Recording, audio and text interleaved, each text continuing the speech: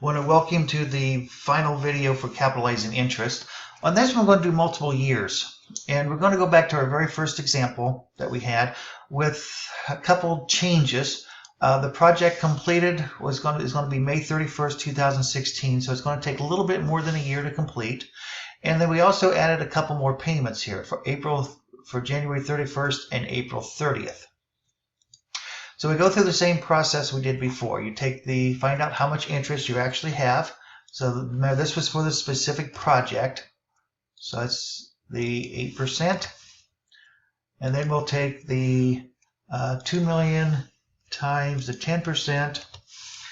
And then we'll take the 3 million times the 11%. And then we add those two together to find out how much is interest for the general borrowing. And then we'll take the 530,000 divided by the 5 million and come up with 10.6. And the amount that we have total for interest for the year would be the 80,000 plus the 510, or 610,000. And then we'll go through the capitalizing of the first year.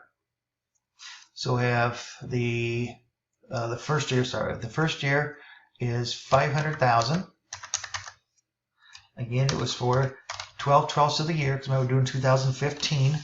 So we have 500,000 times the 12/12ths for 500,000. Then we have the 400,000. That was borrowed March 31st is when we put that into the building fund. So that is for 9/12ths of the year. So we have April on that we want to count. And we multiply this out, the 400,000 times the 3/4. And then we have on September 30th, 600,000. And that is for 3/12ths. So it's 600,000 times the 1/4 or 3/12ths. And then we have 250,000. And that's for 0, which gives us 0. And then we add these up. So we add them up, and that gives us a total of 950,000.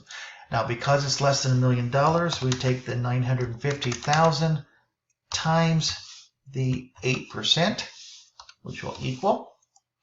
So we have equal 950,000 times 8%. Remember, if it's more than $1 million, we have to do something a little different. But this one isn't. So we have interest expense.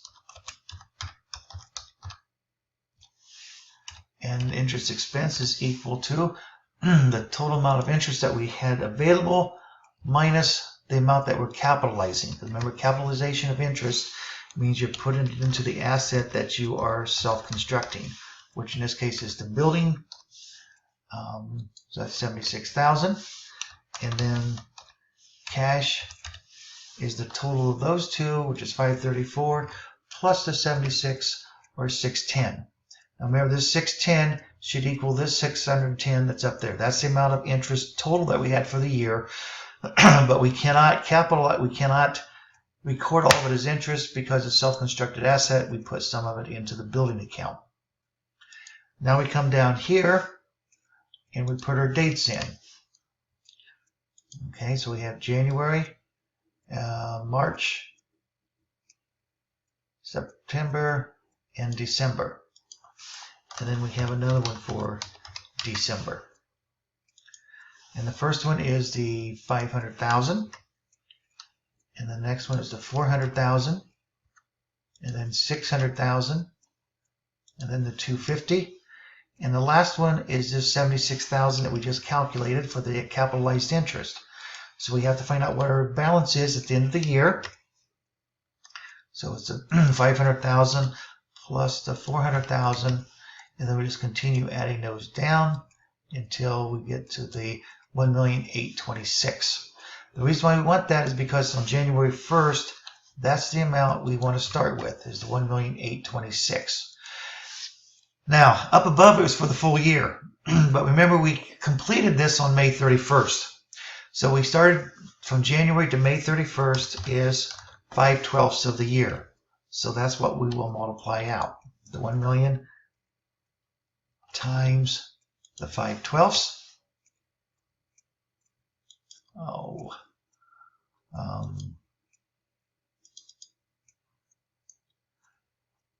Then we have, on this one, we'll have the 300,000. Got where it was at. Now, this started January 31st, so we have February through May, which is 4/12 of the year. And then we'll multiply this out. There's 100,000. And the last one is another 200,000. And that is for 1/12, because all we have is the month of May. And then we multiply this out. I figured. Okay. Then what we want to do is add these up. And you can do it this way if you want to. Gives you $877,500. Again, that's less than $1 million. So we have $877,500 times 8%. That's going to equal. So equal $877,500 times the 8%. So $70,200 is what we will capitalize on this one. So our journal entry would be the same we had before. Interest expense. And again, that's going to be equal to the total amount available, $610,000, because that's a yearly thing, minus the $70,200 on this one, or $70,200, yeah. Gives you $539,800. And in the building account, we will put in the amount that we capitalized of $70,200, and then the cash account again is these two added together, which should equal the $610,000 again. So on 1/31/16, we added $300,000. On 4/30/16, we added $200,000. So we add those down. And then on 5/31/16, we added $70,200, and we add that into our account, and then that gives us $2,396,200. Again, that's the amount we would use for the depreciation purposes of the building. That completes the capitalization of interest. So I hope this helped a little bit, and we'll see what happens next time.